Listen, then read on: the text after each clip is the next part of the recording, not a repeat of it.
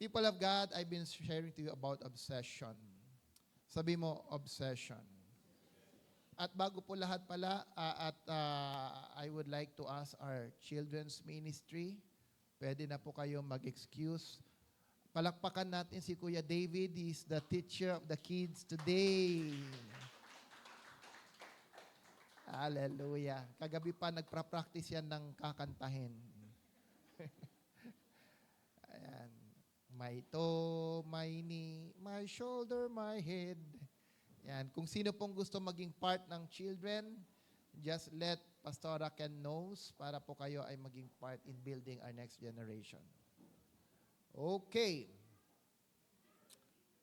All right. I've been sharing to you about obsession. Say obsession. What is the meaning of obsession? Obsession is something, no? Just like our title, no?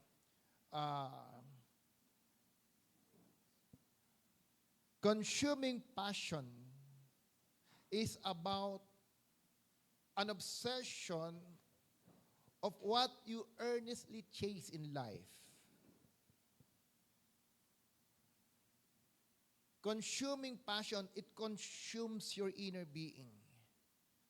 It gives you passion to chase something.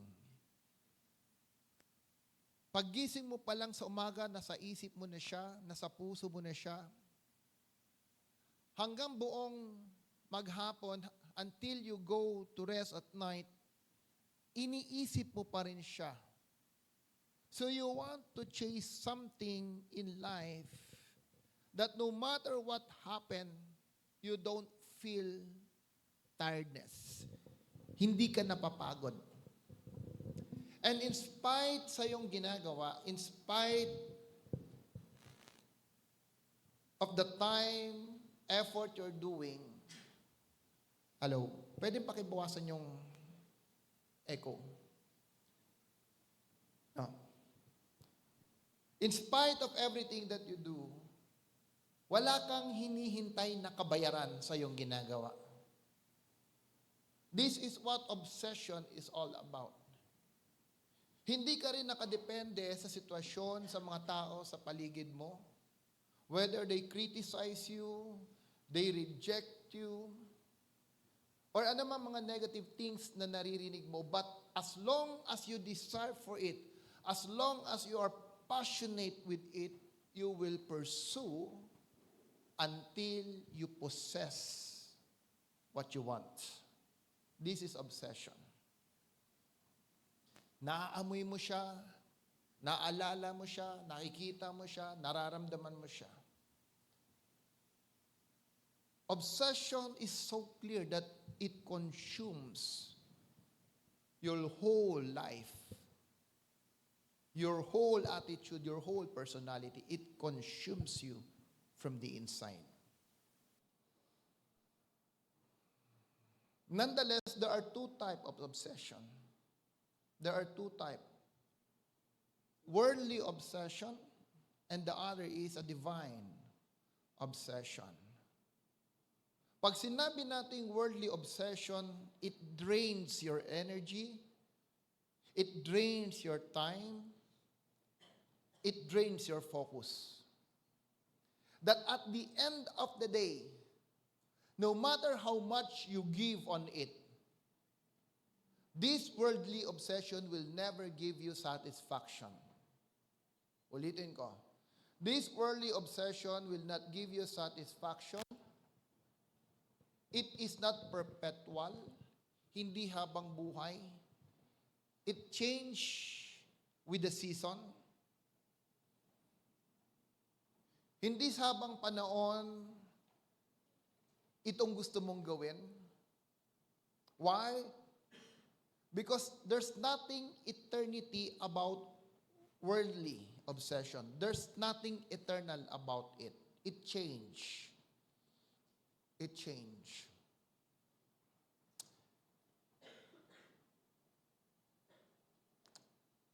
Nung ako po'y medyo, when I was in my, siguro mga around mid-20s,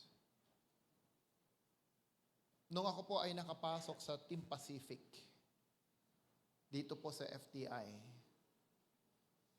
ang unang nagkaroon ako ng passion to do, talagang I give time, is yung pagbo-bowling. When you are passionate of something, hindi mo nakikita na mahina ka doon or wala kang alam. May nagtanong po sa akin, do you play bowling? Ang sagot ko, yes. Pero ang laro ko ng bowling, sino po may alam ng duck pin at 10 pin? Duck pin. Ano yung duck pin? Yung maliit na bola lang. Pero yung 10 pin, yung may butas na top, yung may mga butas na bowling.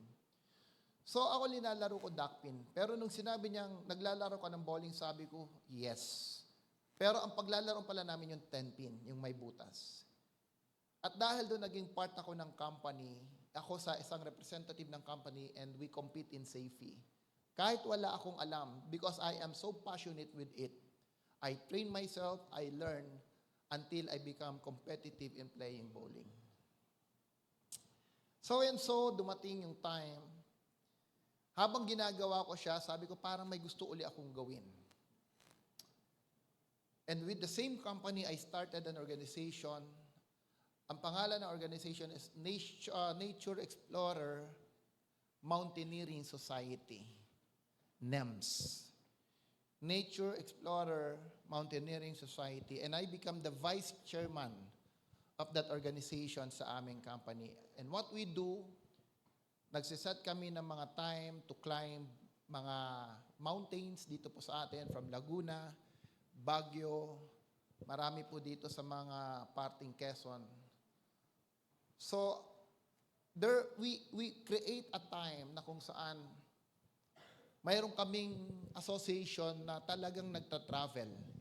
And I invested things, mga bags, sapatos, tent, and everything, pagdating dun sa passion na yon. Mayroon pa pong panahon na, mayroon pang time na hindi ko makalimutan yung pangalan ng bundok dito sa Batangas. Ang pangalan po niyan is Mount Talamitam. Okay? I-search nyo, kahit i-search nyo yan, nandiyan yan, Mount Talamitam. Na inabot kami ng matinding bagyo sa taas ng bundok. Na yung aming tent ay natutupi na sa lakas ng bagyo. And I realized during that time, sabi ko, hindi pa ako handang mamatay. Ang naalala ko lahat ng kasalanan ko during that time. Pag ikaw pala sa bingit ng kamatayan, ang maalala mo pa rin kasalanan mo. No? So, those are the experiences that I have. But it all changed. It all changed. This is what worldly obsession. And this is even what is happening to our nation. Bakit walang satisfaction ng mga tao? Bakit hindi enough yung 100 million? Hindi enough yung 1 billion? Hindi enough yung 40 billion? Why? Because nothing will satisfy us. Whatever you do, whatever your achievement, remember this, akala mo yan na ang passion mo. Akala mo yan na yung life purpose mo. But as long as it's not connected with eternity, it will never be perpetual. It will never be perpetual. Because there is always a gap in our heart that nothing in this world can fill in. Wala ni anuman dito sa mundo na kayang magpunan nung emptiness sa puso mo, kundi ang Diyos lamang. My friend called me yesterday. Itong kaibigan ko po ito ay may-ari ng malaking negosyo. I will never mention na lang. No. Pero kahapon, for the first time, tumawag sa akin at sabi niya, can we have lunch tomorrow? Pwede ba tayo magkaroon ng lunch tomorrow? Sabi ko, biglaan naman ng invitation eh. Wala ka ako. So next time, let's schedule it on some other day. Bakit gusto mong mag-lunch? Mag-dinner. Ang sagot niya sa akin, I want to have a change of environment. Gusto ko lang mabago yung mga kausap ko. Gusto ko lang mabago yung ambience ko. Gusto ko lang mabago. No matter how much successful you become in life. At hindi lang po ito average na tao. Talagang kung titignan mo ang kanyang buhay, he is above average. He owns luxurious car. No, pero hindi naman po siya, hindi naman na-audit ng BIR kasi tama naman ang reporting niya. Mayroon siyang BMW, mayroon siyang Prado, mayroon siyang Harley Davidson. That's why I can say he's not ordinary person. But yet, he felt something, he felt emptiness, na he decided to call us and have dinner with him. People of God, my question is, what kind of obsession do you have? What is your passion all about? Ano ba yung passion mo sa buhay? Ano bang obsession mo sa buhay? Maybe God is just telling you and me right now, whatever it is, as long as it is worldly, it will not satisfy you. You can be successful in doing it, but there will always be time you will still feel empty. Otherwise, walang corruption ang ating bansa. We are a person, we are people as long as we are living under this heaven. Habang ikaw at ako nabubuhay under this heaven, you are imperfect. We are imperfect. Darkness is inherent in our life.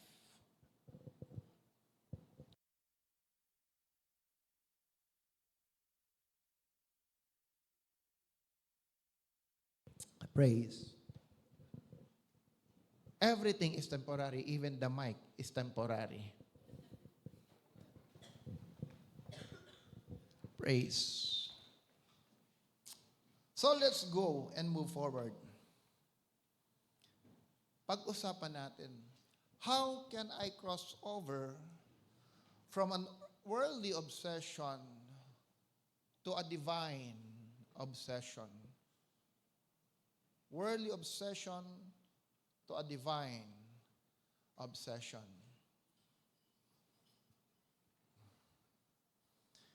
Dati ang hilig kong laro, basketball. And I realize, habang tumatanda ka, pati passion mo sa sports nagbabago. Habang ang tao pala tumatanda, ang sports niya, lumiliit ang bola. Basketball. Nung hindi na kayang tumalon, bowling. Nung nahirap mag-bowling, golf. Huwag namang umabot sa jackstone. No, mahirap. Pag makita mo isang araw si Kuya Wine, nagja-jackstone na. Alright? So are you ready? Do you want to have a worldly obsession and cross over and have such divine obsession? Again, worldly obsession is not perpetual because it's only a divine passion. A passion that consumes us that will be eternity. Because in the book of Ecclesiastes, ang sabi po dyan, God wants us to be His business partner. And because we are a business partner of God, He will put eternity in our life. So there's only one thing, a passion that will last, that will never last. And that's what I called divine obsession that is anchored towards eternity. Let's define, what is a divine obsession? Ano bang ibig sabihin ng divine obsession? Can we read? A divine obsession is a zeal for Christ, springs forth from the power of the cross. It's a zeal for Christ. Paggising mo pa lang sa umaga, naalala mo na si Kristo sa buhay mo. Oh, hallelujah, salamat Panginoon, bagong buhay. Salamat sa isang ligtas at masaganang pagtulog. Salamat Panginoon, may bagong umaga na naman. You know Christ not just in the mind, but you know Jesus personally in your life.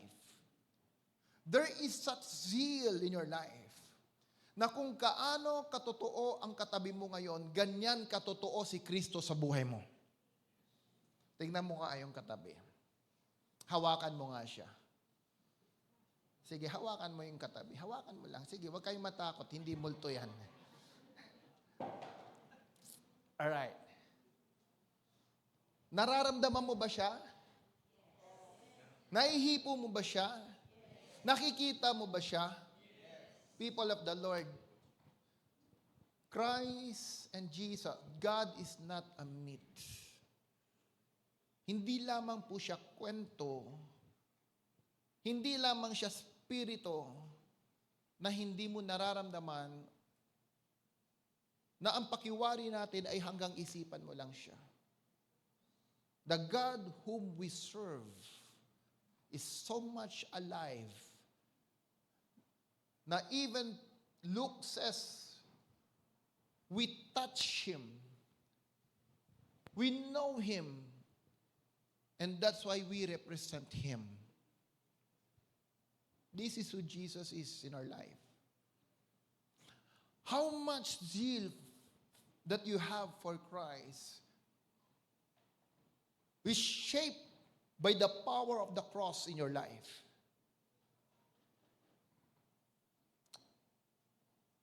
How much of the power of the cross, the Bible says, the message of the cross is foolishness for those who are perishing. Makinig po kayo. The message of the cross is foolishness for those who are perishing, but power for those who are saved.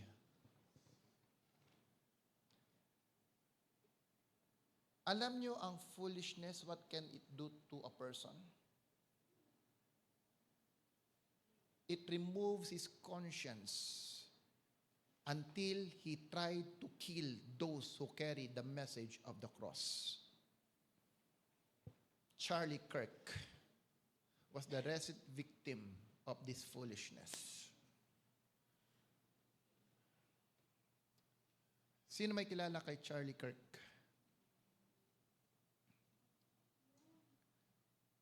Kaya mo ba to stand firm in your faith when you know that someone or somebody might assassinate you anytime?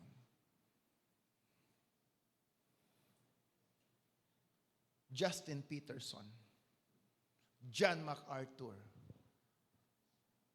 These are people who are obsessed with God and the power of the cross that they can rebuke preachers who doesn't preach sound doctrines.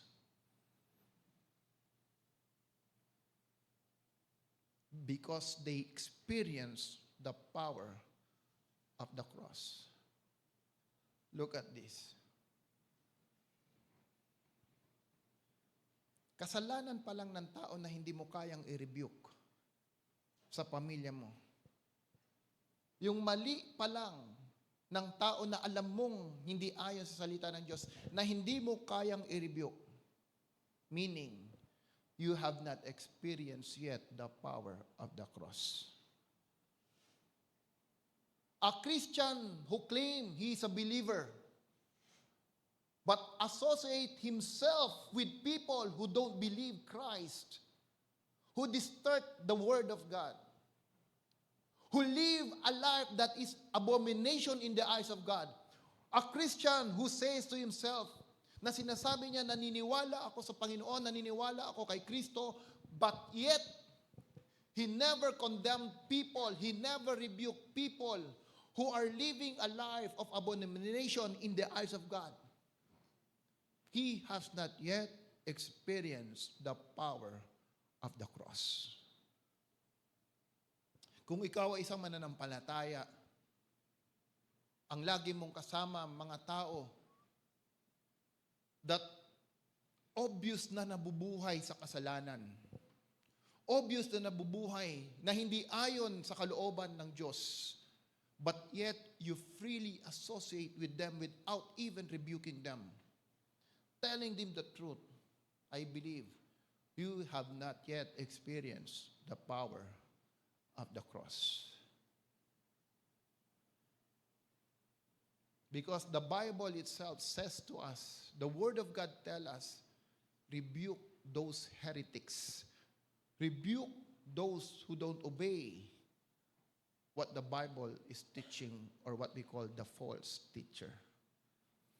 Minsan nare-realize ko, masyado tayong mabait when it comes to grace. Na kahit may mali na, basta ang relationship hindi lang masira, hahayaan na lang natin kahit mali na yung itinuturo, mali na ang ginagawa. True or not?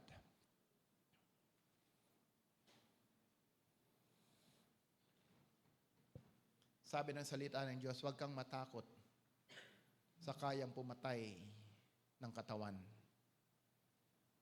Matakot ka sa kayang pumatay ng katawan at ng kaluluwa. If we really love our family, kung mahal mo talaga ang pamilya mo, and you experience the power of the cross, you can always remind them, tell them, kung ano ang mali nilang ginagawa. You can share it with love. You can always share them and tell them, I have a friend. Ano siya? Kaibigan ko talaga, very close friend ko yon. Pero he's a homosexual. Hindi ako umalis sa kanya, hindi ako lumayo. Until now, we are still friend. One time, ang sabi niya sa akin, hindi ka ba nandidiri sa akin? Hindi ka ba nagagalit sa akin? Sabi ko, no. Pero alam mo, galit ako sa ginagawa mo. Ayaw ko ng ginagawa mo. He knows. Kaya pag kami magkasama, minsan siya ang nahiya. Pero sabi ko sa kanya, hindi magbabago ang tingin ko sa iyo. Kaibigan pa rin kita. You can rebuke people but still show love to them. Until now, kaibigan ko siya. Kahit siya, kaibigan pa rin niya ako. But he knows where I stand. He knows kung ano po yung pananampalataya ko. Why? Because the Bible tells us, ano sabi ng book of Exodus? Can you transfer it? Anong sabi po dyan? For no man can see me and live. This is a conversation between Moses and God. Sabi ni Moses sa Diyos, show me your glory. Ang sagot ng Diyos kay Moses, walang nakakita sa akin at nabuhay. No one see God and live. What does expression tells us? What does it teach us? No one experience or encounter God will live the same life. Listen. What does it mean? Walang nakakita, nakaranas sa Diyos na ang buhay niya ay hindi mababago. When you have a genuine encounter with God, when you experience the power of the cross sa buhay mo, your life will never be the same. From a world obsession, you will have a divine obsession. Apostle Paul is so zealous to what he believed. Apostle Paul believed the tradition na kung saan siya ay lumaki.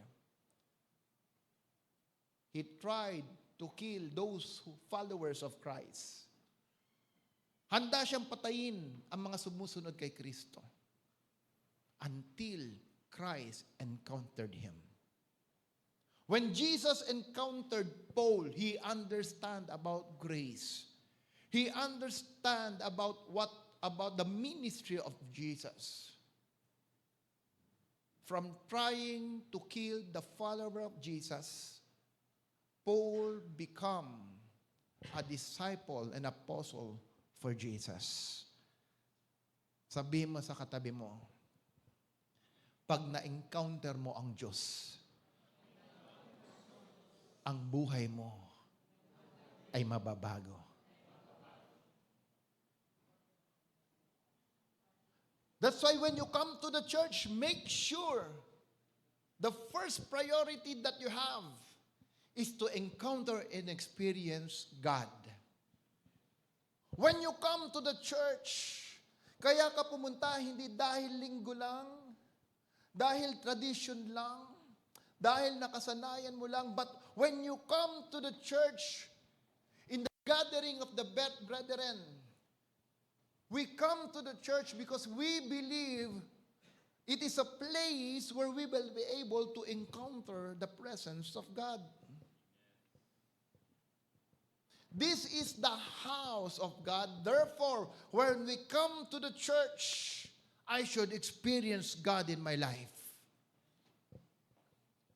Hindi lang dahil ako ang tutugtog, hindi lang ako ang mga awit, hindi lang dahil ako ay naimbitahan, but I want to come to the church because I believe God will encounter me. God will speak to me.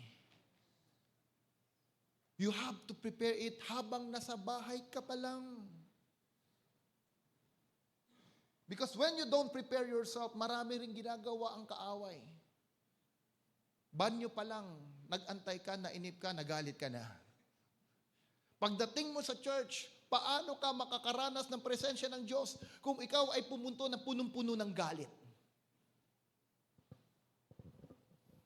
You come to the church, pero bago ka pumunta sa church, iniisip mo na yung lakad mo pagkatapos ng church.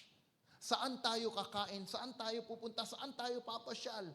How can you encounter God when your focus is not about Christ?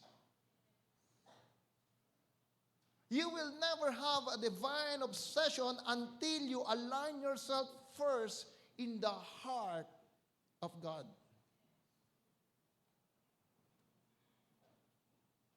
Hindi po kailanman nawala ang Diyos.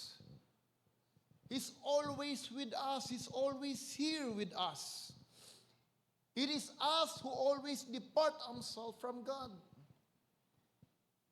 Why do you come to church? Bakit part ka na ministry? Because someone invited you? Because you are a friend of someone? What if that person who invited you nawala sa church? What will be your mindset? What will be your attitude in the house? Testing will show our character with God. When testing comes, it will show who we are truly in the eyes of God.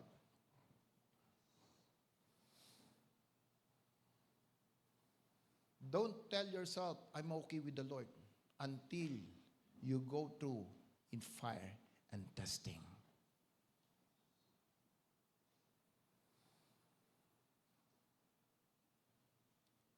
Galatians chapter 1, verse 13 to 16.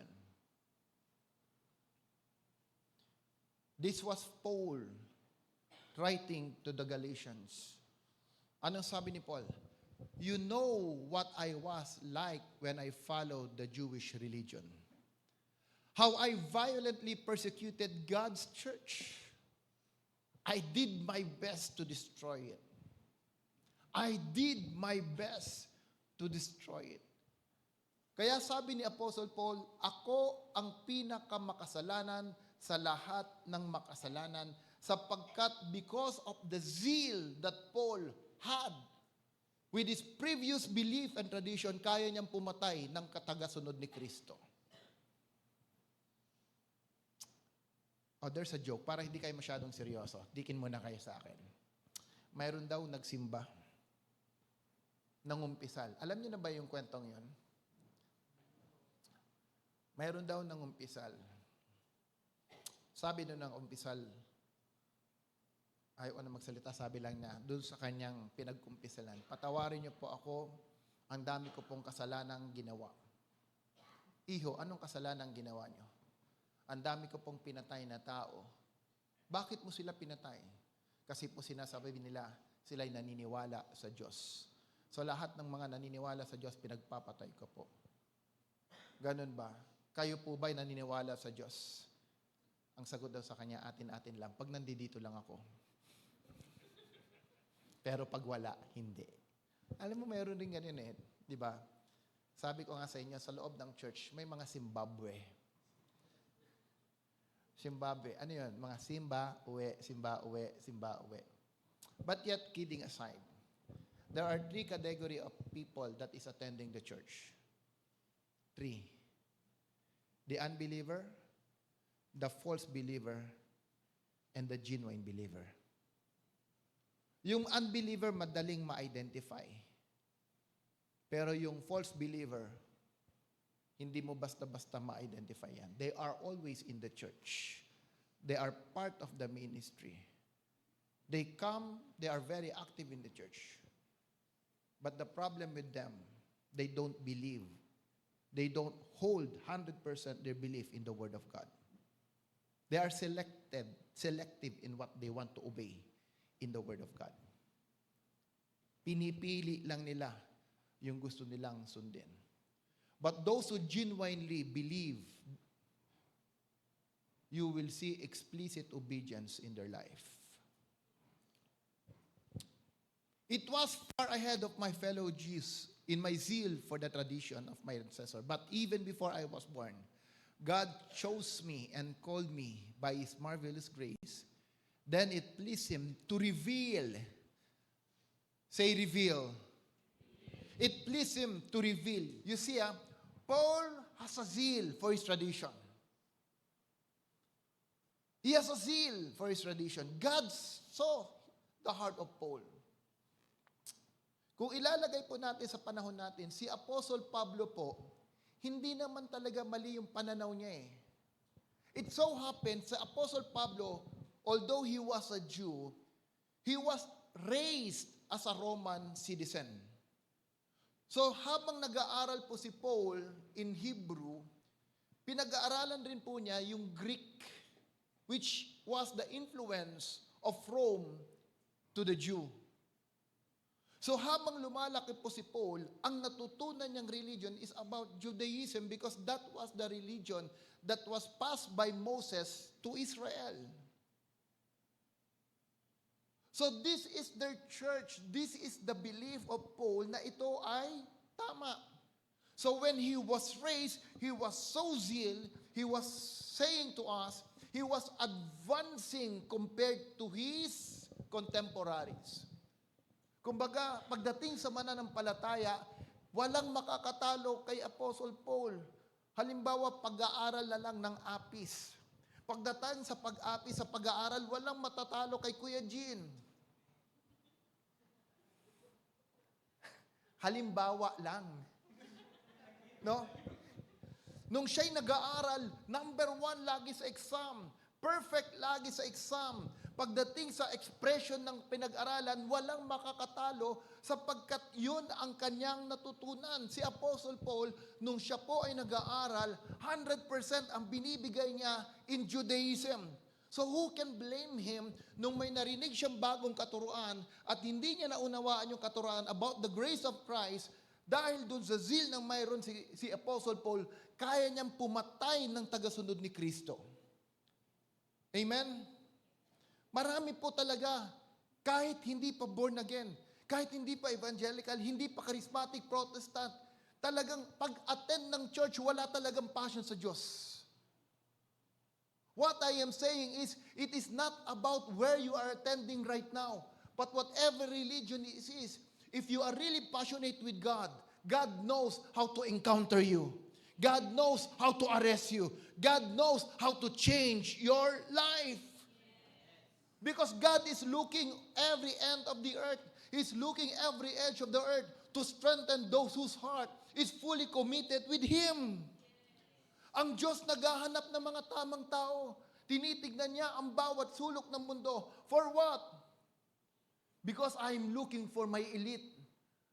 I am looking for my elected. I am looking for those people who are really searching for me. That's why not everyone will be elected. Not everyone. Dahil may mga mananampalataya, so-called mananampalataya, they just come to church because of tradition. They come to church because we are a Christian nation. Nakasanayan natin, every Sunday we need to be in the church. But their heart is not with God. They don't really have a heart for God. And this is the reality, people of God. Until your heart is tuned with the Lord, God can encounter you. God can change you. I am a living testimony. I grew up in a Catholic church. I graduated from elementary to secondary, and even to my college days in a Catholic school. I know all the teachings about the Catholic. I attend every Sunday because I feel God every time I come to the church. But in spite of that, my life was not changed. Manginginom, ang daming bisyo, a-attend lang ng church pag may date. Minsan sabi ng kaibigan ko, huwag ka sa JIL. Bakit? 4 na oras dyan. Pag dito tayo, 1 oras tapos may date ka pa. Yes. Sa tingin ko, pagtingin ko kay Pastora, nga, mas maganda dito, mas mahaba-habang oras. Lipat kami doon. Pero hindi ako makaalis na every Sunday. I need to come in the church. Religyoso ko eh. Hindi pwede sa 1 linggo, hindi ako darating ng church, hihingi ng tawad para sa 1 linggo, malinis na naman, pwede na naman gumawa ng kasalanan. That's what I believe. That's what I understand. Like Paul, I believe in Judaism. I have a zeal with my tradition. And because of this, I try to kill those who are saying they're followers of Christ. Bakit nyo sa tingin nyo, kayang patayin ng assassin si Charlie Kirk? Because he believed. He also believed what he think was right.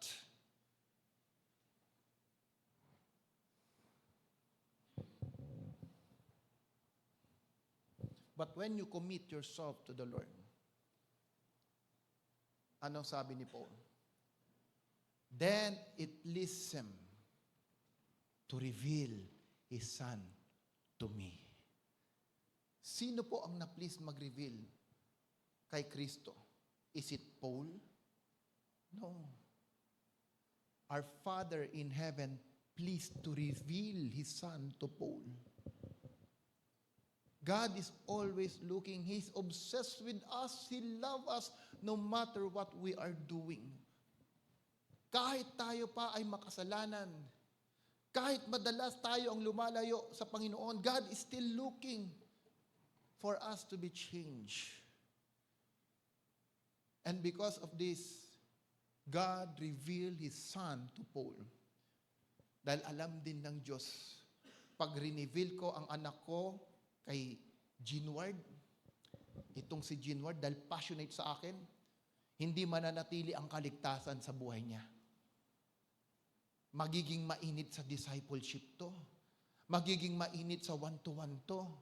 Pag ito natuto ng one-to-one, he is the right vessels. He is my co-worker na hindi lang hihinto ang pagdi-disciple sa kanya. Why? Anong sabi? To me so that I would proclaim the good news about Jesus.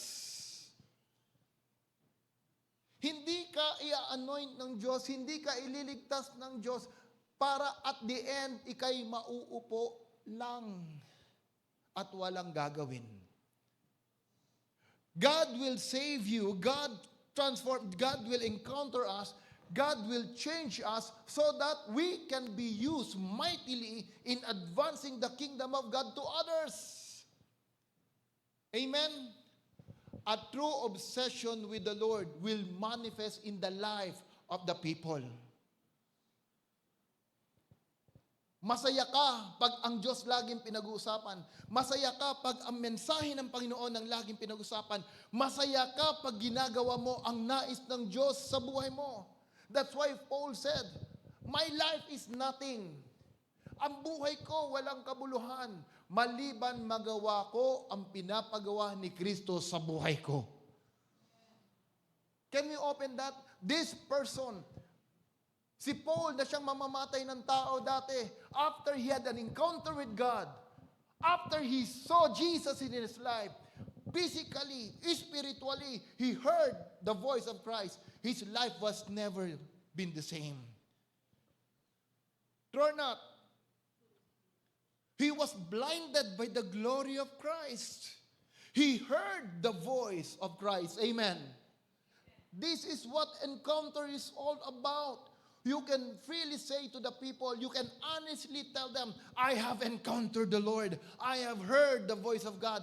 When you are reading your Bible, it seems God is talking to you. This is encounter, people of the Lord. That's why pagkatapos magkaroon ng encounter ni Paul, na change 180 degrees ang buhay niya. Before he was killing the followers of Christ, now, anong sabi niya in the book of Acts 20:24? I love this verse. New Literal Translation. And I pray that every BNCGC family, sa bawat pamilya ng BNCGC, ganito ang nasa puso po natin. Acts 20:24 nang sabi po dyan, "My life is worth nothing to me unless I use it to finishing the work assigned me by the Lord Jesus." Walang kabuluhan ang buhay ko. Maliban, kaya no matter what religion, you will see in the life of the person if he really loves the Lord. Kung talagang mahal niya ang Diyos. Hindi Facebook, hindi social media. There's no other reason. He just loved God. Amen? Because when you love God, God can change you. God can build you.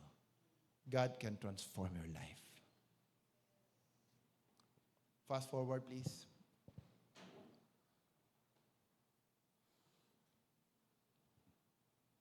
A true encounter produces explicit obedience of biblical truth. A true encounter with God produces explicit obedience of biblical truth. Dati ang hilig mo magbasa lang ng phone. Dati ang hilig mo, puro phone ang bubuksan mo. Pero nung nakilala mo ang Diyos, ang hilig mo ay buksan ang salita ng Diyos. You cannot live a day without reading the Word of God.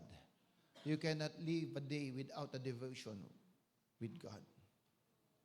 This is what encounter can do to us. It shapes our inner man. What else? True encounter will consume us by vision and life purpose. When you have an encounter with God, your vision and life purpose will consume you more than your dreams, personal dreams and goals.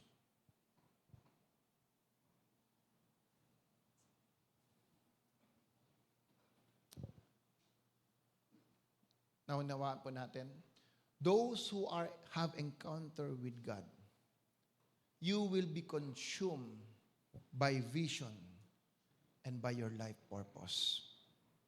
Not for your personal gain, but it is a divine vision.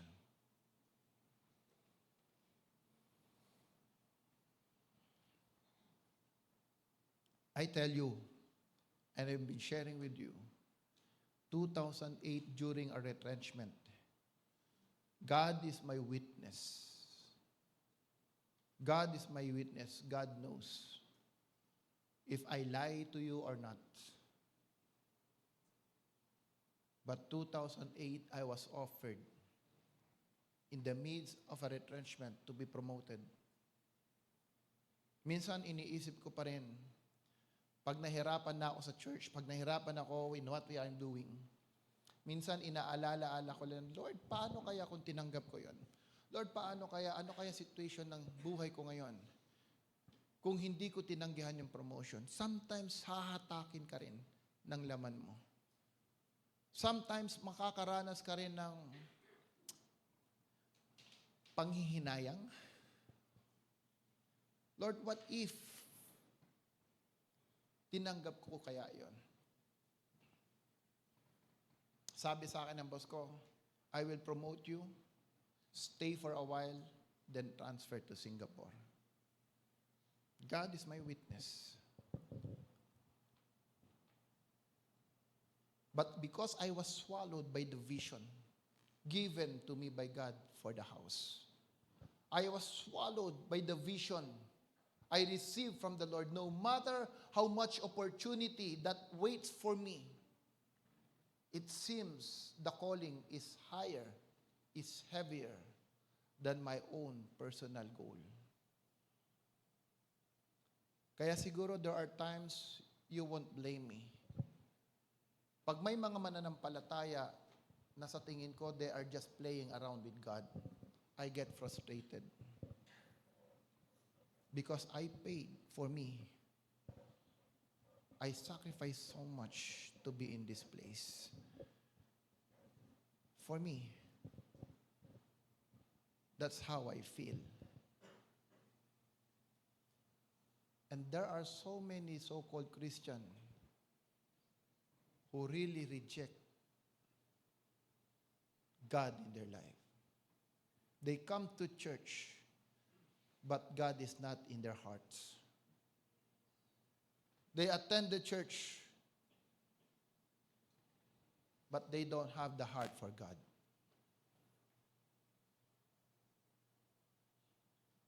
Mas madalas pang pansinin ang kamalian mo kaysa sa tinuturo mo.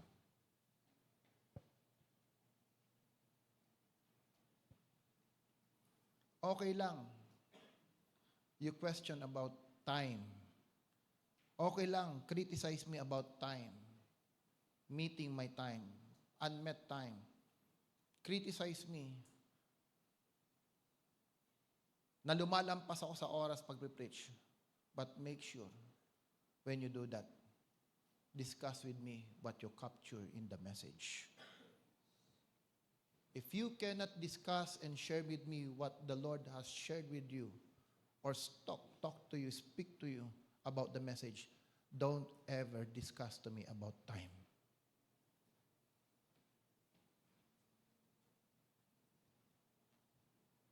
I do agree, punctuality is important.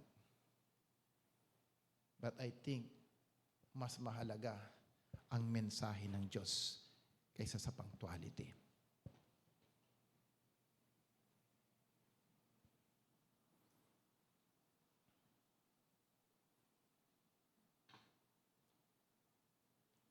Let's go in Philippians chapter 1, verse 21 to 24. And I'll finish it here.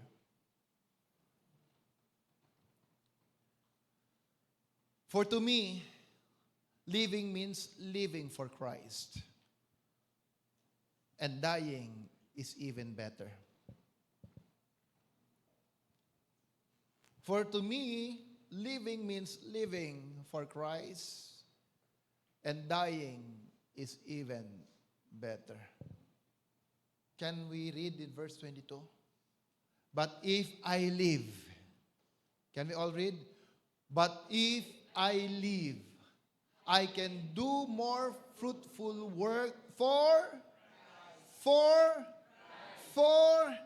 not for yourself.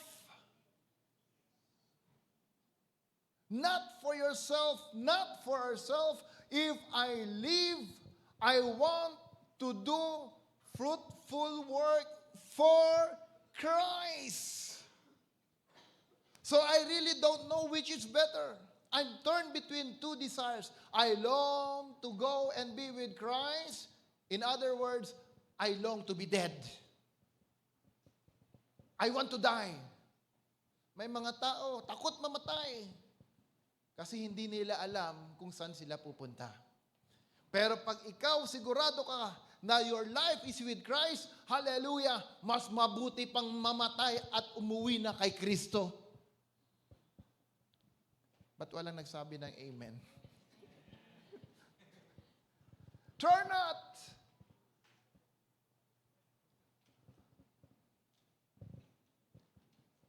I long to go and be with Christ, which should be better, far, far better for me. But for your sakes, hallelujah, alang-alang sa mga kapatiran. But for your sake, it is better that I continue to live. Isa lang nag-amen. Yung iba gusto nang umuwi. But for your sake, it is better that I continue and live. Amen. Kaya hallelujah, to live is Christ, to die is gain. Ang mabuhay at mamatay, walang kaibahan sapagkat pag ako'y namatay na kay Kristo, ang mabuhay na kay Kristo din. Walang puwang ang kaaway sa buhay mo. Amen? Palakpakan natin ang Panginoong Diyos. Let's all rise up.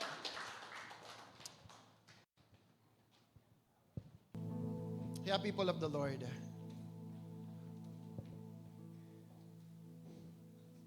let's be serious about God.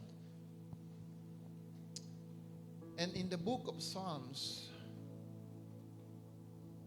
ang dalangan po ni David is this. If you are really a humble person, alam niyo po, listen, honestly, may mga tao akong na-encounter na minsan nakala mo hindi makapatay ng langaw at lamok. Pag nakita mo, napaka-pinis kumilos. Para bang hindi kayang magalit. But if you look deeper sa kanyang buhay, this person, these people, they are so full of pride. Yes, mahinahon kumilos. Pag nagsalita, opo, po. Opo, sige po. Talagang napakabait. But when the eyes of God, these are proud people. Sa mata ng Diyos, punong-puno ng yabang. Sa mata ng Diyos, they are hypocrites. Why? Because they cannot follow the Lord. It's hard for them to change. That's why David prayed. And this is a prayer of a man after God's own heart. Can you open in Psalm 139?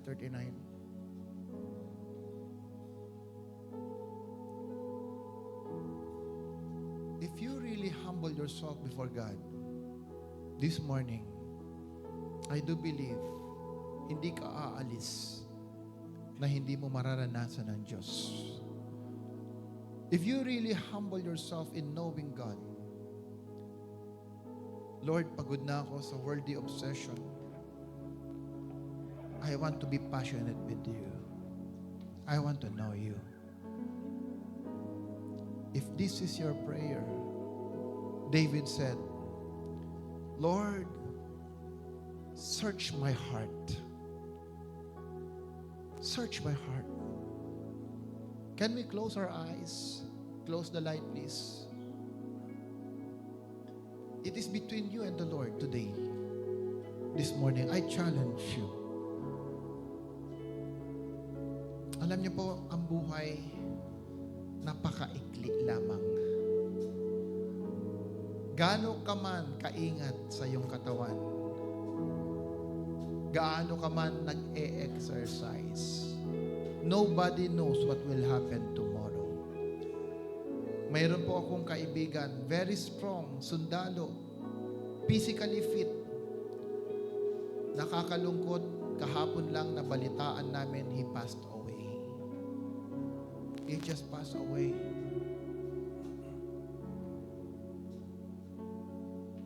May dalawang teenager naglalakad, hindi nila alam, may babagsak palang bato galing sa building. It is a public knowledge.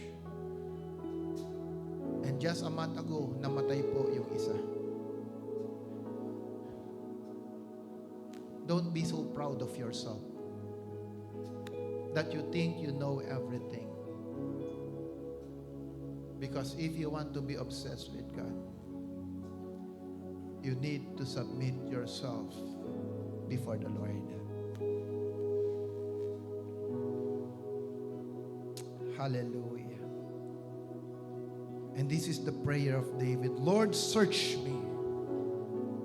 Test me. Search my thoughts, O God. Point unto me things that may have offended you, and lead my path towards eternity. Humble yourself. Humble yourself before God. Hallelujah. For God knows everything in our life. He knows even the numbers in our hair. Nothing is hidden in the eyes of God. Right now, raise your hands to the Lord.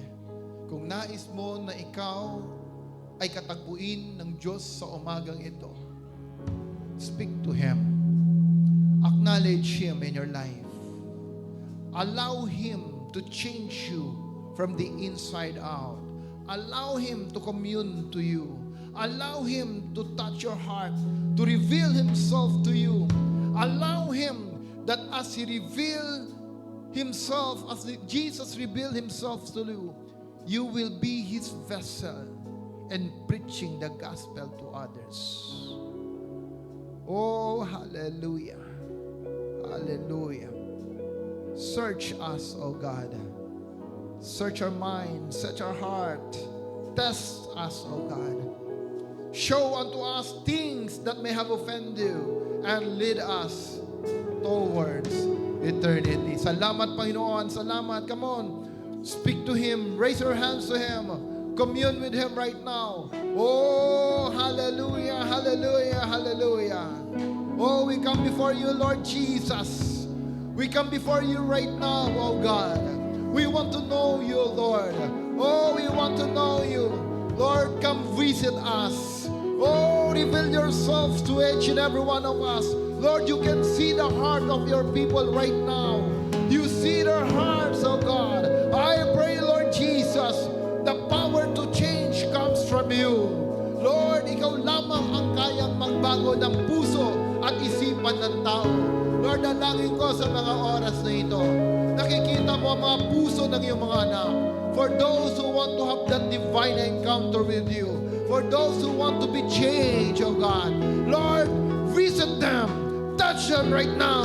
Oh, hallelujah. Holy Spirit, feel each and everyone in this place right now. I pray, oh God, oh, hallelujah, change us, transform us, make us to be a new person, Lord. Oh, we love you. We love you, Panginoon. Salamat, salamat. Purihin ka. Salamat, Panginoon. Come on, let's worship God. Let's worship the Lord.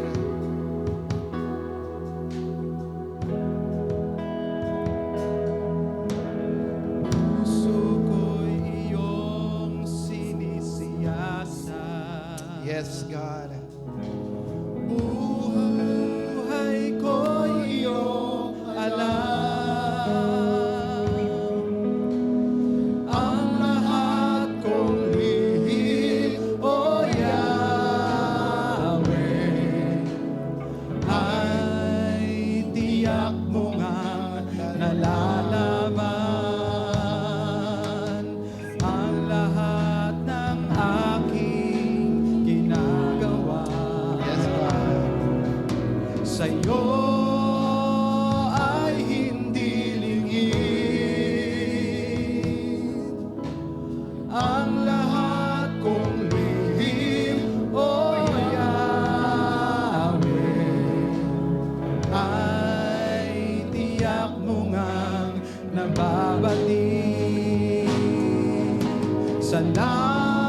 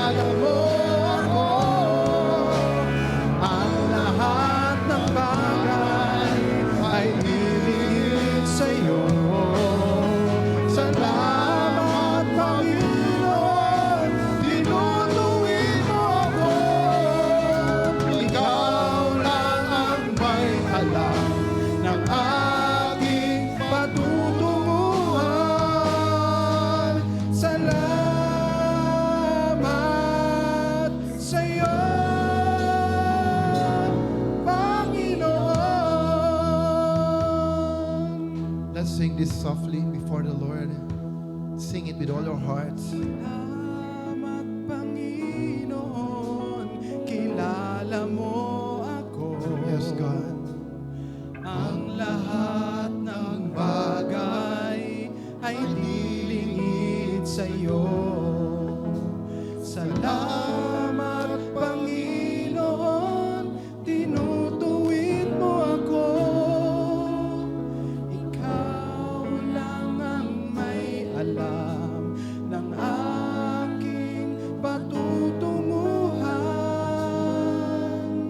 Salamat sa'yo, Panginoon. Panginoon, maraming salamat sapagkat sa kabila ng aming mga kahinaan, sa kabila ng aming kasalanan, ang grasya at biyaya mo, ang pag-ibig ay sapat sa aming buhay. Your purpose never change, O God. And that is to change us, transform us, O God, that we may live according to your purpose, Panginoon. Ang iyong nais, O God, na ang bawat sanlibutan, bawat tao, O God, ay maligtas at makasama mo sa iyong kahirahan. Sa kabila ng aming mga kahinaan, kasalanan, kami, Lord, nagpapasalamat sa iyong pag-ibig at kabutihan. Sa iyong grasya na nagbibigay buhay, O Panginoon.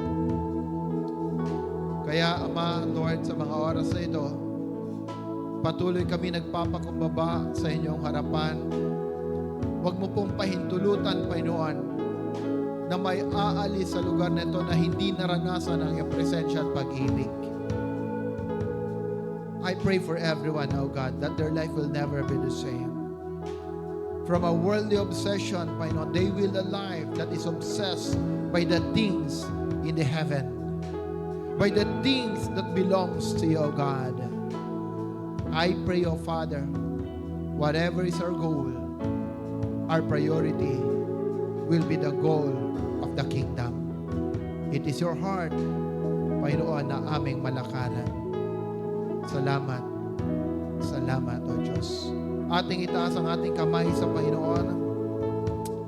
May the Lord God bless you and keep you. May the face of our Father in heaven shine upon you and give you peace. May the Lord lift up His countenance to you.